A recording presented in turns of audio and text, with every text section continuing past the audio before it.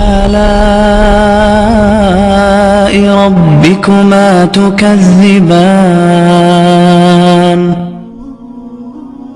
میرے نبی نے فرمایا کہ جب لوگ جنت میں جا رہے ہوں گے، اویس بھی جا رہا ہوگا، دروازے کے قریب اللہ فرمائیں گے باقی سب کو جانے دو، اویس کو روک لو۔ تو وہ اویس پریشان ہو جائیں گے کہ اب بوئے تھے آتے کیوں رکاوٹ بن گئی، دروازے پہ آگے کیا رکاوٹ ہو گئی؟ تو وہ کہیں گے یا اللہ آپ نے مجھے کیوں روکا ہے؟ تو اللہ تعالیٰ فرمائیں گے پیچھے دیکھو۔ پیچھے دیکھیں گے تو جہنم کے لوگ کھڑے ہوں گے، مجرم۔ کہیں گے اویس تو نے مجھے خوش کیا ماں کی خدمت کر۔ کیا کہا؟ ماں کی خدمت کر کے۔ جو بیچاری مائیں ذلیل ہو رہی ہیں، یہاں زیادہ ہوتی ہیں، پاکستان میں کم ہوتی، پر ہوتی وہاں بھی ہیں۔ اسی سفر میں کتنی ماؤں کے اتنے پرچے آئے کہ میرا بیٹا شراب پیتا اور پھر مجھے گالیاں نکالتا۔ بھر گئے میری جیبیں پرچوں سے، کیونکہ مستورات بھی بیان میں آتی تھی، تو ہر بیان میں کوئی نہ کوئی پرچہ آیا کہ میرا بچہ مجھے گالیاں نکالتا ہے، شراب پیتا ہے، زنا کرتا ہے، پھر مجھے گالیاں نکالتا ہے۔ تو یہاں زیادہ ذلیل ہیں، ہمارے ہاں بھی کوئی کم ذلیل نہیں ہے۔ کوئی قسمت والی ماں ہے جس کو فرما بردار اولاد ملتی ہے، تو اللہ فرمائیں گے اویس تو نے مجھے بہت خوش کیا ماں کی خدمت۔ دیکھیے جہنم کے لوگ کھڑے ہیں، تو انگلی کا اشارہ کرتا جا، اللہ جدھر جدھر تیری انگلی کا اشارہ ہوگا ادھر ادھر لوگوں کو جہنم سے نکال کے جنت میں ڈال دوں۔ آج میں تیری طفیل لاکھوں آدمیوں کو جنت میں پہنچاؤں گا۔ عدد ربیہ و مدر، لاکھوں کا لفظ نہیں آتا، ربیہ و مدر عرب کے دو قبیلے اپنی تعداد میں سب سے زیادہ تھے۔ تو اللہ تعالیٰ کہیں گے اویس آج تیری طفیل جتنا ربیہ اور مدر دو بڑے قبیلوں کے لوگ ہیں، اتنے مجرم آج تیری طفیل جنت میں ڈال دوں۔ سبحان اللہ اکبر۔ جب میرے رب نے مقام بخشا کہ عمر اور علی سے کہا جا رہا ہے دعا کروانا، اور جنت کے دروازے پر کھڑا کر کے فرمایا جا رہا ہے پیچھے نظر دوڑا، دیکھ جتنے جہنم کے لوگ کھڑے ہیں، اشارہ کر تیرے طفیل آج ربیہ اور مضر کی تعداد کے برابر لوگوں کو جنت میں ڈالوں۔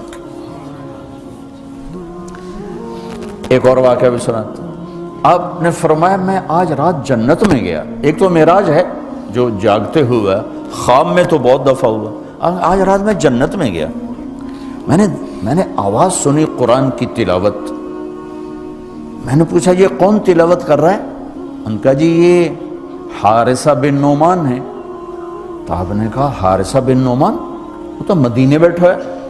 دیکھو آپ کو سنانے کے لیے مائک لگا ہوا ہے اوپر، تھوڑے سے لوگ آپ، اور حارثہ کی آواز جنت میں جا رہی ہے اور وہ مدینے بیٹھے ہوئے ہیں، 7 آسمان پار کر کے آواز جا رہی ہے۔ وہ کیسے پوری جنت میں اس کی آواز کیوں آ رہی ہے؟ کہ یا رسول اللہ انہوں نے ماں کی ایسی خدمت کی ہے کہ اللہ تعالیٰ نے خوش ہو کر کہا ہے حارثہ جب قرآن پڑھے ساری جنت کو سناؤ، ساری جنت کو سناؤ۔ اچھا کیسی خدمت کرتے تھے؟ ماں کی کیسی خدمت کرتے تھے؟ ان کے کپڑے بیوی سے نہیں دھلاتے تھے، خود دھوتے تھے۔ ہم لوگ اپنی بیویوں پہ ڈنڈا چڑھا کے کھڑے ہوتے، میری ماں دے کپڑے دو، میری ماں دی روٹی پکا، میری ماں نو چاہ بنا کے دے۔ آپ کی بیوی کے ذمے آپ کی ماں کی خدمت نہیں ہے، میرے ذمے میری ماں کی خدمت، میری بیوی کے ذمے میرے باپ کی خدمت نہیں ہے، میری ماں کی خدمت نہیں ہے، میری بہن بھائیوں کی خدمت نہیں ہے۔ لیکن یہ بر صغیر کے معاشرے کا ظلم ہے کہ آنے والی بچی ٹکڑے ٹکڑے ہو جاتی، پس کے رہ جاتی، اور ایک ظلم و ستم کی چکی میں وہ قیمہ بن جاتا ہے۔ ساس کا ظلم، سسر کا ظلم، خامد کی بہنوں کا ظلم، بھائیوں کا ظلم، تانے بولیاں۔ اس بیچاری نے بچے کیا پالنے ہیں، وہ تو روتے روتے زندگی گزار دیتی۔ میرے ذمہ ہے ماں کی خدمت، میری بیوی کے ذمہ نہیں ہے۔ پوچھو مفتیوں سے، ماں کے لیے کیا کرتے تھے؟ سالن خود بناتے تھے، آٹا گوندتے تھے، روٹی پکاتے تھے، پھر تھالی میں پلیٹ میں رکھ کر ماں کو سامنے بٹھا کر خود کھلاتے تھے، کھلاتے بھی خود، اور ماں کو تیل لگاتے، کنگھی کرتے، جوئیں نکالتے۔ اور کبھی اماں کوئی کام کہہ دیتی اور سمجھ میں نہیں آیا تو یہ نہیں کہتے تھے ماں جی کیا جائے، اپنی بیوی کو باہر بلا کر کہتے ماں جی نے کیا کہا ہے مجھے سمجھ میں نہیں آیا۔ ایک دفعہ موسیٰ علیہ السلام نے پوچھا یا اللہ میرا جنت کا ساتھی کون ہے؟ تو موسیٰ علیہ السلام نے فرمایا فلاں قصائی تیرا جنت کا ساتھی۔ تو موسیٰ علیہ السلام تھوڑا سوچ میں پڑ گئے کہ قصائی تے موسیٰ دا جوڑ کے میں بہ گئے، فلاں مجاہد، فلاں عالم، فلاں ولی اللہ، وہ تیرا جنت کا ساتھی، قصائی تیرا ساتھی۔ تو موسیٰ علیہ السلام نے پتہ پوچھا اور پہنچ گئے۔ تو وہ گوشت کی دکانوں میں ایک دکان اس کے بھی تھے، میں بٹھا چوکڑی مار کے تھا اپنا ویچی جاندہ تھے، ٹکی جاندہ ہے۔ کوئی موسیٰ علیہ السلام کو اسپیشل چیز نظر نہیں آئی۔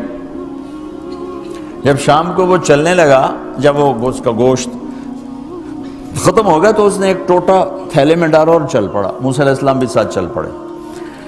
وہ گھر پہنچا تو موسیٰ علیہ السلام نے کہا میں آ جاؤں؟ کہا جی آ جاؤ۔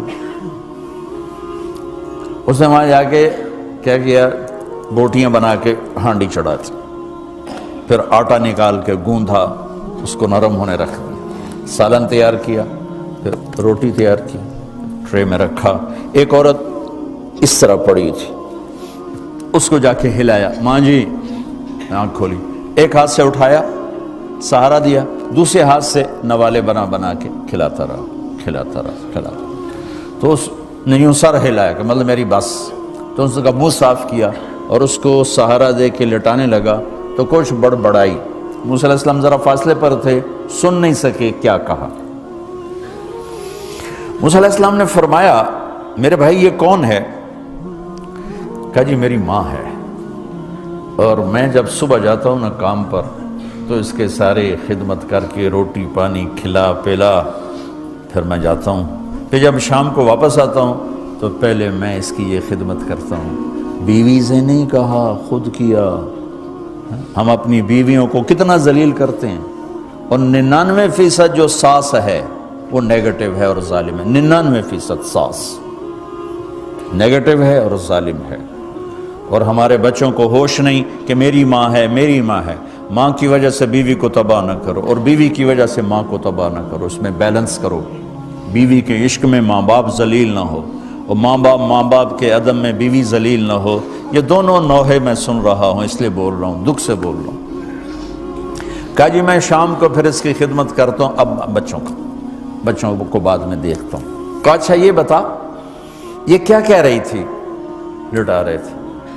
کہنے لگا جی بس ماں جو ہوئی جب بھی خدمت کرتا ہوں تو کہتی اللہ تجھے جنت میں موسیٰ کا ساتھی بنایا۔ میں تو جی کمی کسائی تے موسیٰ کلیم، میرا دا کی جوڑ ہے۔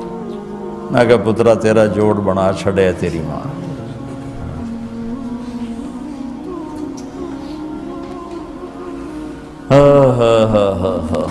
ماں باپ زندہ ہیں دعا لو، فوت ہو گئے ان کی قبروں پہ جایا کرو، وہاں بیٹھ کے قرآن پڑھا کرو۔ جو بچہ پڑھے گا وہ اتنا طاقتور ہو کے ماں باپ کو لگے گا، اگر وہ فوت ہو چکے ہیں، زندہ ہیں دعا لو، مر گئے ہیں ان کے لیے ان کی قبر پہ نہیں جا سکتے ہو، یہاں کی زندگی بہت تیز ہے، کبھی تو جایا کرو، کسی ویکنڈ پہ چلے جایا کرو، کسی اتوار پہ چلے جایا کرو، کسی ہفتے کو چلے جایا کرو، مہینے بعد 2 مہینے بعد، سال میں ایک دفعہ سے، کہ یہ ان کا حق ہے، ان کا حق ہے۔ اور ابن القیم رحمۃ اللہ علیہ نے ایک واقعہ لکھا ہے کہ عبداللہ بن مطرف رحمۃ اللہ علیہ نے خواب دیکھا کہ قبریں پھٹیں اور لوگ نکلے اور کوئی چیز ایسے اٹھا رہے ہیں، ایسے اٹھا رہے ہیں، ایسے اٹھا رہے ہیں۔ ایک آدمی نکلا اور جا کر ایک درخت سے ٹیک لگا کے بیٹھ گیا، یہ اس کے پاس جا کر کہتے ہیں بھئی آپ کون لوگ ہو؟ وہ کہتے ہیں ہم ایمان والے ہیں۔ کہ یہ کیا ہو رہا ہے؟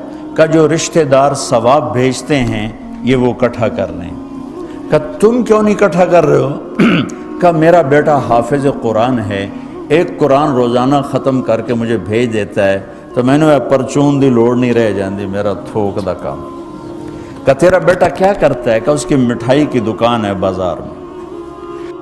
آنکھ کھل گئی، صبح ہوئی تو پہنچ گئے، بازار کھلا، دیکھا تو ایک نوجوان بیٹھا ہوا اور مٹھائی بیچ رہا اور ہونٹ ہل رہے ہیں۔ پہلے اس کو چیک کرتے رہے، پھر اس کے پاس آئے، بیٹا تیرا نام کیا ہے؟ وہی نام تھا جو خواب میں سنا۔ یہ کیا پڑھ رہے ہو؟ کہ جو قرآن پڑھ رہا ہوں۔ کتنا پڑھتے ہو؟ ایک ختم روزانہ پڑھتے ہو۔ کیا کرتے ہو؟ کہ والد کو ایصال ثواب کرتا ہوں۔ کیا اتنی مشقت کیوں اٹھاتے ہو؟ کہ وہ میرے لیے بہت کچھ چھوڑ گیا، میں چاہتا ہوں میں بھی اس کے لیے کچھ حصہ بنتا رہوں۔ تو یہ والدین کے حقوق میں سے ہے کہ اگر وہ چلے گئے ہیں ان کے لیے ایصال ثواب کرو۔